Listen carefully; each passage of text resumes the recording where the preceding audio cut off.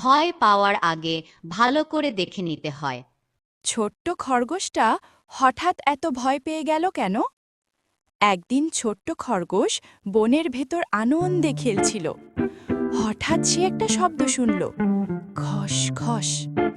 খরগোশটা খুব ভয় পেয়ে গেল, কিন্তু সামনে গিয়ে দেখল, ওহ, ওটা তো একটা ছোট্ট কচ্ছপ।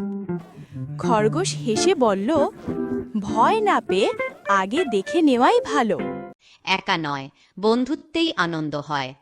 একটি ছোট হাতিছানা সারা দিন একা থাকত, কিন্তু তার একা থাকতে ভালো লাগতো না, তাই সে খুব দুঃখিত ছিল। একদিন কিছু বন্ধু তার কাছে এলো এবং সকলে মিলে খেলা করলো। হাতিটি খুব খুশি হলো। মিলেমিশে থাকলেই আনন্দ পাওয়া যায়। মিথ্যা বললে বন্ধু হারাতে হয়। বানরকে সকলে এড়িয়ে চলে কেন? এক বানর খুব মিথ্যা কথা বলতো। এক সময় তাকে আর কেউ পছন্দ করলো না, সবাই তাকে এড়িয়ে চলত।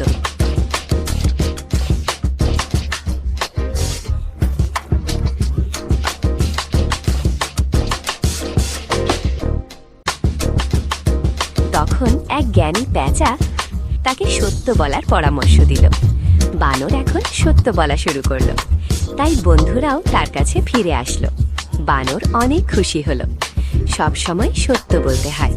সাহস করলেই সব কাজে সফল হওয়া যায়। পাখি ছানাটি ভয় পাচ্ছিল কেন?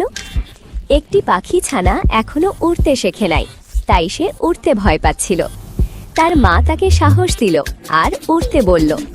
পাখি ছানাটি চেষ্টা করলো এবং উড়তে শিখে গেল। সাহস থাকলেই সব করা যায়। সাহায্যকারী ভালুক। ভালুকটিকে কেউ কি পছন্দ করে?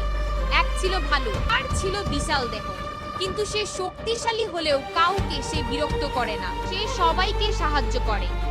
একদিন সে শিয়ালকে বেড়া দিতে সাহায্য করলো, খরগোশকে গাজর উঠিয়ে দিল, পাখির বাচ্চাকে পরিষ্কার পানি খাওয়ালো। এজন্য সবাই তাকে খুব ভালোবাসতো। শক্তি দিয়ে নয়, ভালোবাসলেই শান্তি পাওয়া যায়।